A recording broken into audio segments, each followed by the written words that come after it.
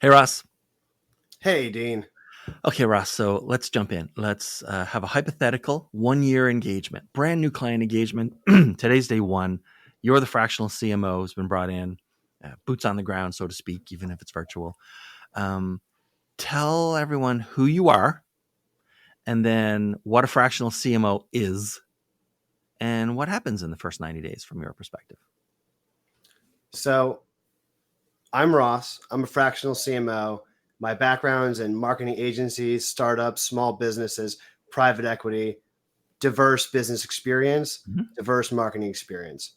A fractional CMO is a marketing professional with experience and expertise in growing certain types of businesses that they also make leadership and strategy decisions for organizations' marketing department. And on day one, I love this quote. People don't care what you know until they know that you care. So my goals are to meet the team, to establish rapport and build a relationship with them so they know that I'm not just some person who's going to shout out, do this, do that without getting, them being seen and heard. So step one is form relationships. Step two is learn everything I can about the organization, the tribal knowledge, the nuance, the competitive landscape. And then step three is to have a quick path to action through quick start marketing campaigns and making sure that I go through my housekeeping checklist, making sure that all things are onboarded and ready to get rolling. And then my final step in my first 90 days is to roll out or integrate what I often use is EOS management system. Mhm. So we set our quarterly rocks and our scorecard and our priorities, and everyone gets on the same page on how to expect me to engage with them. All right. Your answers were like very clear, very like crisp. I like it. It's kind of great. Hi, Elizabeth. Hi, Dean. How are you? Good, thank you. Okay, so Elizabeth, tell people a little bit about you and what does the first 90 days look like from yours or a fractional CMO's perspective? Yeah. So I'm Liz. I am a fractional CMO, works with startups in the B2B space. My background is in growing startups from zero to something, lots of different numbers on the other side of that. Yeah, and I think the first 90 days are incredibly important around Mhm. um, getting to know everybody and understanding how they work and where the strengths and weaknesses are on the team. So I think that's crucial. But I operate in a very um, tight system in terms of an agile marketing system. So we try and get into our 2 week sprints as quickly as possible, and Right. then have that quarterly plan set up in the first 30 days. And yeah, I also love a good fast cash campaign where some places that we can take some action quickly and get some dollars in the door and show everybody that the structure is going to work. Okay, so Liz, let's imagine that I'm the CEO at your new client company, okay? And I probably had to convince someone like a board or like budget committee or the other half of my brain to go ahead and allocate the spend for a year of fractional CMO. And it's probably the first fractional CMO or CMO we've ever had. Okay. So clearly I'm interested in getting, not, not being embarrassed by this decision. So like, how do I get maximum value out of this fractional CMO that I've hired and I'm going to have around for the next year? Yeah, I think the first one, this sounds cheesy when I say it, but it's communication. So Mhm. the key there is communication and then trusting the process a little bit. So most of the time, the engagements that I come into, we come up with a plan, and about halfway through the plan, there's a lot of it's not happening fast enough, right?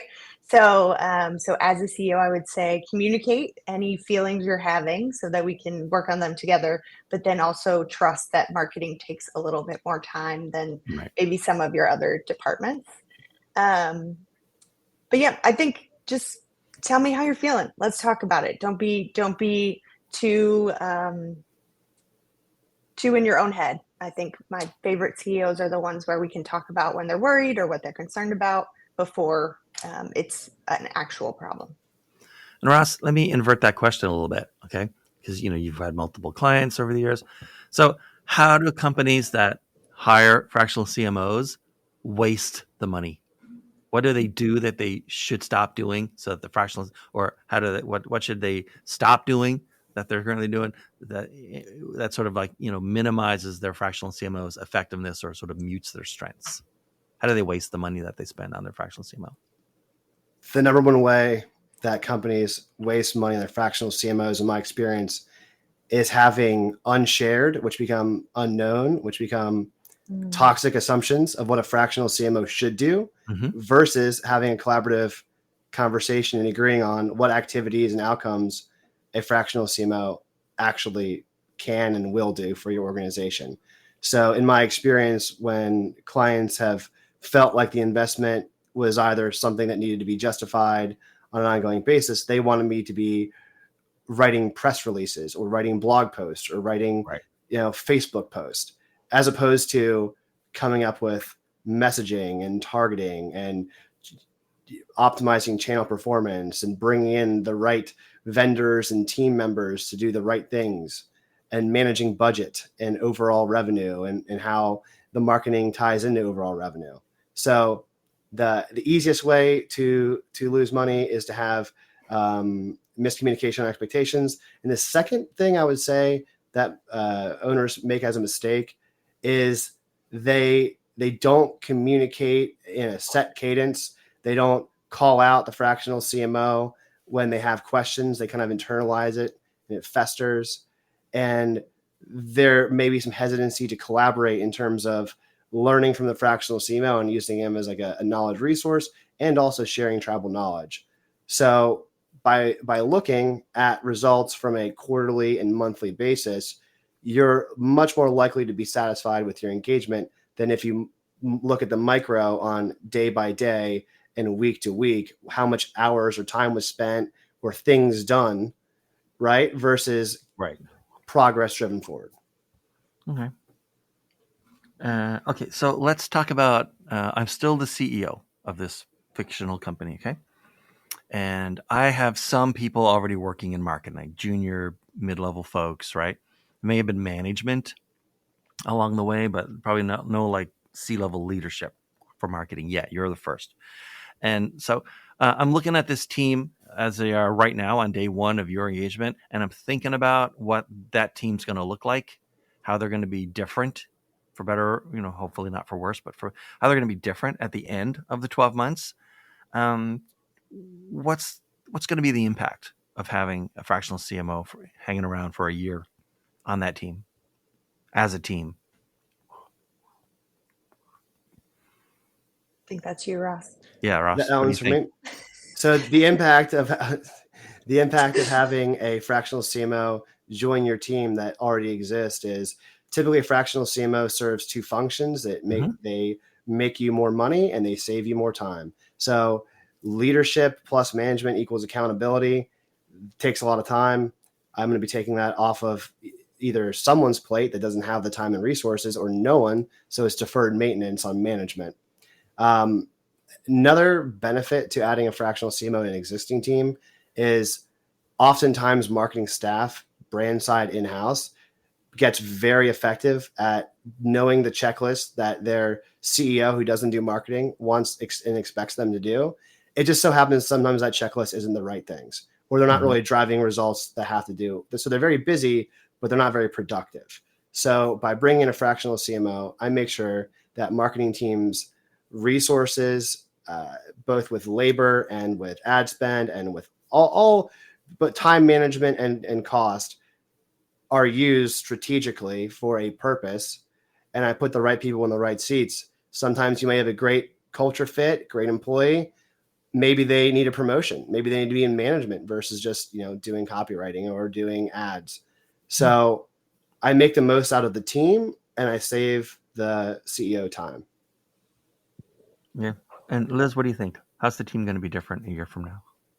Yeah, I think one of the things I've found with my clients is that person is usually doing all of the things marketing. So most of them are some are amazing because they're probably good. That's in their skill set. Mhm. They're strong, their strengths.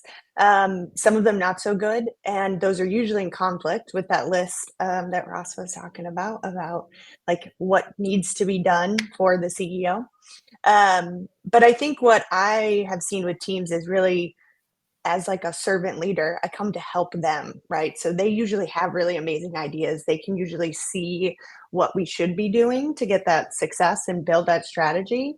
But they're not able to kind of communicate with the CEO about how we should go about it in a holistic way. So, what I like to do is give the team a map that we can all rally around. That's the strategy. CEO is one of those people on the Mhm. team, as opposed to the dictator or somebody who's telling them what to do all the time. And so we have a map and we can all move along that map together.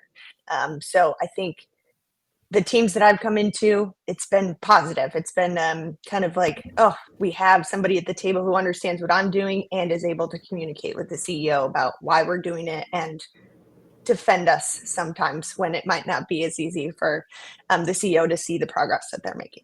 Right. Okay. So, Liz, there's going to be a Zoom call at 4:45 p.m. today on day one of your new engagement. And that Zoom call is the first ever one-to-one with the 23-year-old Dean Way, who is he just a few months ago, he started at this company. It's his first ever marketing job. It's his first ever full-time job out of college, right? He's the most junior person and the most junior marketer in this company. And I had to Google it because I'm so new to marketing that I didn't even realize such a thing existed. What a fractional CMO is, and it's the end of the day, and I'm finally getting my 15 minutes. Like, what instructions or advice, right, or warnings are you going to give 23-year-old Dean about, like, what the next year or even their whole career should look like, since Yeah. they're going to have someone like you with your experience around to for the next 12 months? Yeah. Um, I probably wouldn't give too much advice in the first 15 minutes. And Mm. what I would hope to do is listen and just learn about him and what he's worried about, what his concerns are. The overarching goal would be to kind of demonstrate. My hope would be that, like, as a leader, it never works if you don't know the people that you're leading Mhm. and you don't know what drives them and motivates them. So those first calls for me are exciting because I love meeting new people. I love getting to understand what makes them happy, what they're excited about. So for the goal for me in that 15 minutes is really just establishing trust and really getting comfortable so that we can go through the next 6 months, a year, growing together and understanding how to leverage what they know and what they don't know, and then helping them understand what they need to know. And what are you going to answer when I ask for, like, so what do do you have any Mm. advice for me as we start this next year? Yep, I mentor quite a few young people in their Hmm. career through some work that I do, and it's listen. You need, if you're ever thinking about talking, you should probably listen more and then ask questions. So I would always rather have you ask me what you consider a dumb question than try and go too far down the path and then come back defeated. Like, I will always take time to answer questions. So those are all mistakes I've made. So I would tell them that too. All To right. ask questions, listen more. Right. And Ross, what would you tell that junior marketer? If I had 15 minutes at the end of the day and I just met this person for the first time, Hmm. I would spend 90 seconds going over what my role is in their day to day, in their job, and that would be something along the lines of, I'm here to help you understand the why behind what you do. I'm here to help you figure out how your work ties into the business results, and I'm here to help you know what to focus on. Then I would ask some questions as opposed to what they like, what they don't like. I Hmm. would ask them, what did you go to school for, or what did you want to be when you grew up? We want to figure out what their, as quickly as possible, their ambition or career trajectory looked like. I would let them know that, I'm feeling successful working with you, Mr. 23-year-old Dean. If at the end of the day, at the end of this year, you grew so much and gained so much experience and skills that any company would want to hire you to do what it is you want to do, but you still want to choose to work at this company we're at. All right. So we're going to wind down, but there's two more questions that I want to go through. So, Ross, I'm going to ask you a question, and then I'm going to give you the opportunity to ask Liz a question, whatever question you want to ask. So here's my question to you before your question to Liz. Why do this job? I mean, there's easier ways to make money, man. Why? Why be a fractional CMO? That's my answer. That's my question. Cool. Why? When asked why become a fractional CMO, the number one driving theme throughout my experience in working has been my desire to help small business owners achieve financial freedom. Mm-hmm. When I very first started, before I got even paid, when I was just building free websites to rank for portfolio, was to help friends and family, small businesses that were in trouble to get back on a profitable path. I think I every time I've strayed off of that mission in my career, I've felt this uneasy anxiety. Now that I'm in fractional CMO, I don't lose sleep. I don't have any anxiety throughout the day if I'm doing a noble thing, because I'm in line with what my mission is, Mm-hmm. which is to help small business owners achieve financial freedom.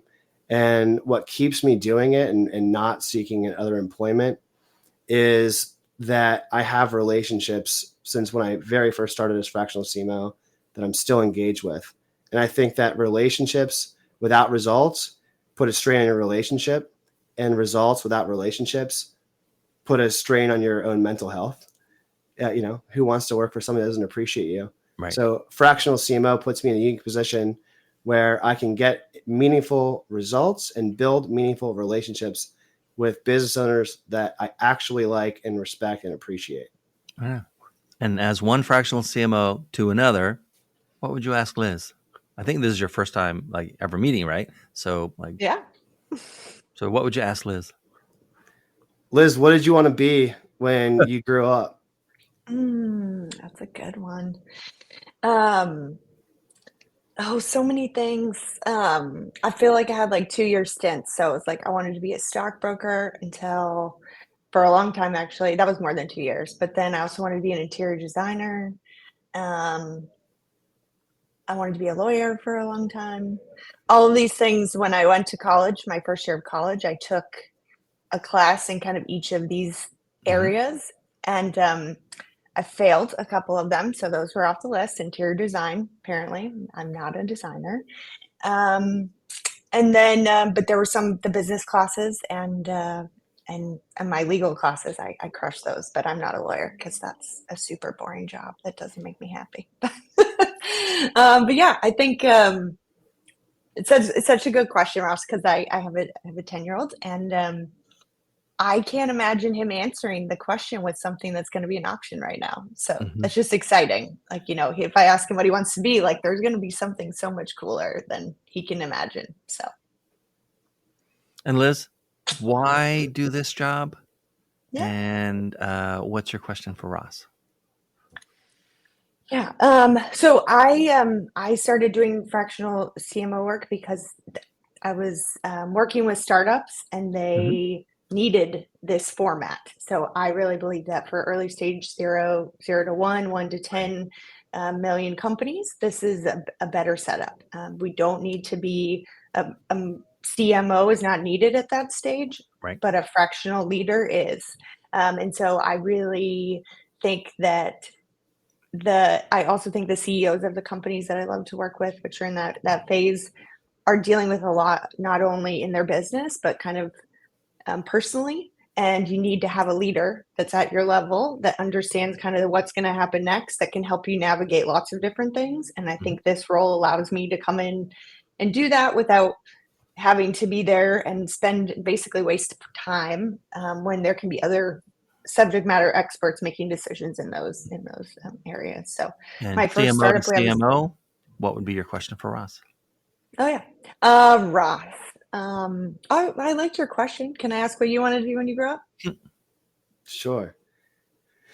I'm still trying to answer that question, but I know I went to college to become a teacher, and then the teacher was just a way to become a wrestling coach. So I was a athlete, and I benefited most of my development years from my coaches. So I am now a wrestling coach part time, and I look at what I do as a fractional CMO as somewhat of the same thing, where I'm helping businesses defend themselves and be lean and profitable. And I'm acting in some ways as a coach. So I've always wanted to be a wrestling coach, and I guess I have the dream job. I love that. Right on. All right. So thanks so much, Ross, for being here today. And thanks, Liz, for being here today.